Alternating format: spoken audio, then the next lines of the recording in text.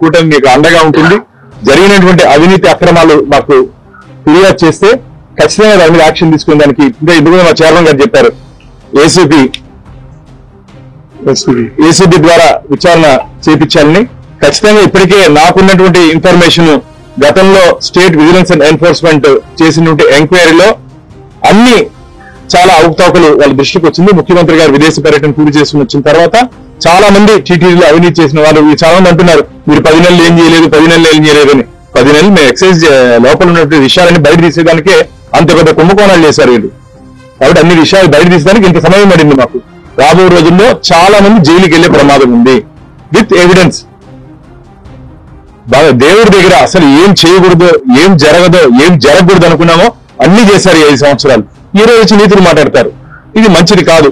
సుబ్రహ్మణ్య స్వామి గారు, మీరు నిజంగా స్వామివారి భక్తులైతే ఈ చెట్టు కింద పంచాయతీలు, డాలర్ కుంభకోణము, అలాగే పరక తులాభారంది, గుళ్ళో జరిగిన అపచారాలు, ఇది కూడా మీరు ప్రశ్నిస్తే స్వామి తరఫున ప్రశ్నించండి. స్వామి వెంకటేశ్వర స్వామికి తరఫున మీరు ప్రశ్నిస్తే సంతోషం.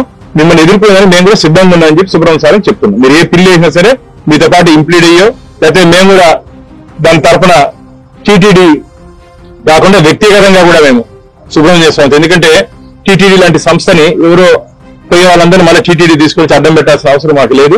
టీటీడీ తరఫున మన అడ్వకేట్స్ ఉంటారు. వారితో పాటు మేము కూడా ఇంప్లీడ్ అయ్యి సుబ్రహ్మణ్య స్వామితో ఈ ధర్మ పోరాటంలో మేమైతే ధర్మ పోరాటం చేస్తున్నాం, మీరు అధర్మ పక్షాన్ని నిలబడి పోరాటం చేస్తారంటే రండి, స్వాగతిస్తాం. కానీ చివరిగా గెలిచేది ధర్మమే అని చెప్పి సుబ్రహ్మణ్య స్వామి చెప్తున్నాం.